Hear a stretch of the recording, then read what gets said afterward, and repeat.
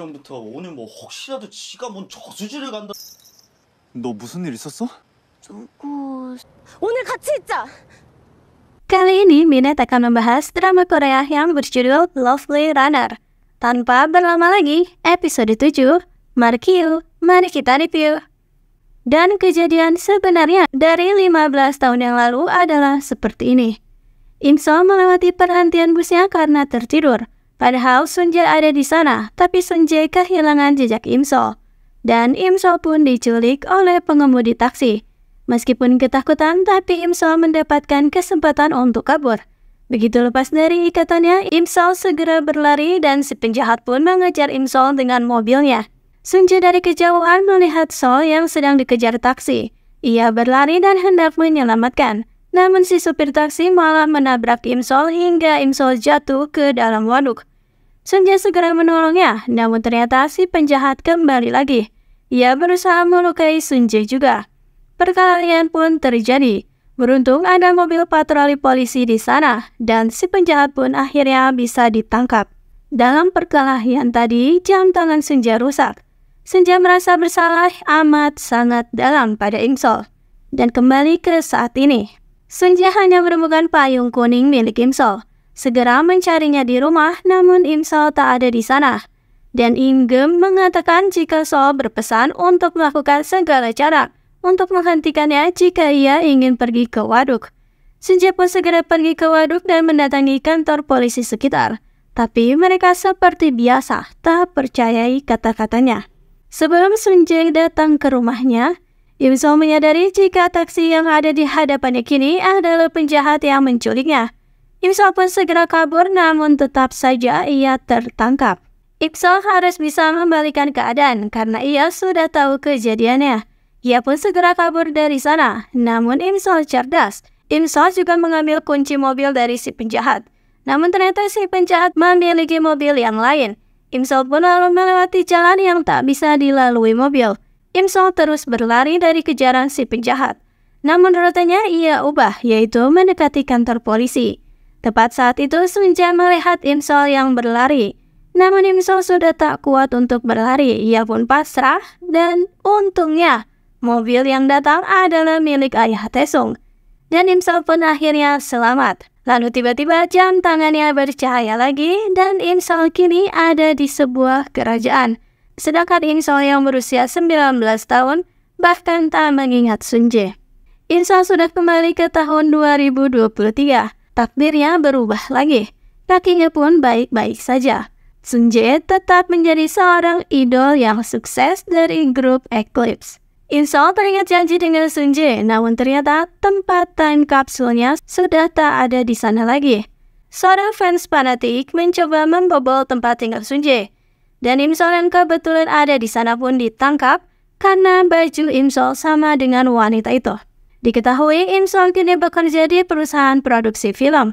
Ia pamer pada Pak Polisi. Im-sol juga membuat pusing Pak Polisi. Begitu mendapat kabar jika Sun-jae tak akan mengajukan gugatan, malah Im-sol yang marah. Padahal dirinya adalah tersangka versi dari Pak Polisi.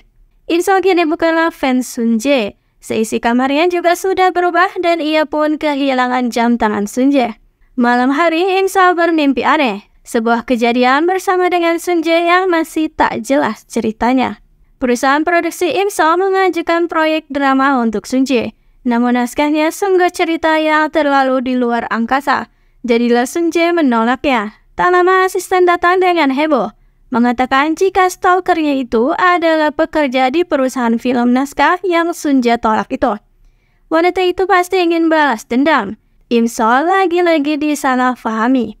Im-sol berangkat kerja dengan semangat, namun nenek yang kini sudah Alzheimer mendekatinya dan ingat jika Im-sol pernah ada di kursi roda. Sungguh aneh. Im-sol penasaran dengan tersangka penculikan dulu. Ibu pun mengatakan jika penjahat 14 tahun lalu tentu sudah ditangkap. Im-sol kebingungan lagi. 14 tahun lalu? Bukankah itu 15 tahun lalu? Im-sol begitu senang bekerja di perusahaannya, namun baru datang sudah dimarahi oleh atasan. Karena Sun-jae menolak naskah, karena Im-sol adalah penguntit Sun-jae. Bos Insol pun memintanya untuk menjelaskan secara langsung pada Sunjae dan meluruskan kesalahpahaman. Sedang bersiap pertemuan dengan Sunjae, Insol malah mendapat telepon dari Hyunju yang ternyata sedang bersiap melahirkan. Dan di luar hotel, ia malah tak sengaja membuat superstar Ryu Sunjae terjungkal ke dalam kolam tanpa Insol sadari. Namun asisten Sunjae lagi-lagi mengenali Insol, si seorang penguntit. Insol mendapati kenyataan, ia ternyata sudah merubah nasib orang lain juga. Hyunju ternyata menikah dengan Im Geum, kakaknya, dan bahkan bersiap melahirkan anak kedua mereka. Insol pun gagal menemui Sunjae. Ia malah mendapat pesan dari pria yang tak sengaja ia tabrak tadi dan ditagih biaya tanggung jawab dengan harga tak masuk akal. Jadilah Insol dan Sunjae saling kirim pesan tanpa mereka sadari satu sama lain jika sedang berkirim pesan dengan orang yang mereka rindukan.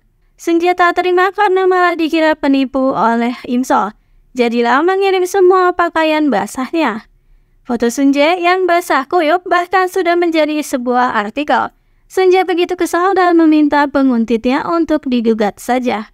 Cinta yang terpendam 15 tahun. Sunjae nyatanya masih menyimpan fotonya bersama dengan Insol dulu. Insol memaksa asisten Sunjae untuk memberikan bunga dan kartu namanya pada Sunjae. Karena sebelumnya Insol mengetahui jika Eclipse akan menggelar konser hari ini. Padahal ia sedang membuat perjanjian dengan Pak Polisi untuk menjaga jarak dengan Sunjae buntut dari kesalahpahaman yang dirinya dikira sebagai penguntit Sunjae. Dan konser Eclipse pun akhirnya dimulai. Insol menunggu di luar gedung. Selesai konser, salju pun turun. Sama seperti saat itu. Dan kejadian sama pun terulang. Insol lagi-lagi menjatuhkan ponselnya. Ia segera pergi ke tempat janjian dengan Sunjae dengan payung kuningnya seperti biasa. Dan berharap Sunjae tak datang. Namun ternyata tak sesuai harapan. Sunjae ternyata datang juga. Insol berterus terang jika ia sedang menunggu Sunjae. Dan karena Insol harus mencegah kejadian nahas Sunjae, jadilah ia melarang Sunjae untuk pergi dan malah mengajaknya untuk bermalam bersama. Dan episode 7 pun berakhir dengan Sunjae yang terkaget seperti itu.